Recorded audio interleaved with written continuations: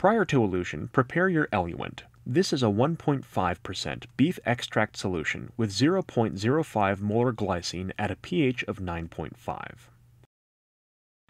BD-BBL beef extract powder is the validated reagent brand for this protocol. Autoclave the freshly prepared beef extract eluent at 121 degrees Celsius. You can store the eluent at 4 degrees Celsius for up to 1 week or at -20 degrees Celsius for 3 months. Next, prepare your 5% skimmed milk solution.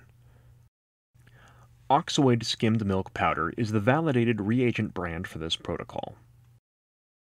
The skimmed milk should be autoclaved at 110 degrees Celsius for 15 minutes. You can store the skimmed milk at 4 degrees Celsius for up to 3 days. This solution should not be frozen. Finally, ensure all necessary elution tubing and materials have been autoclaved at 121 degrees Celsius.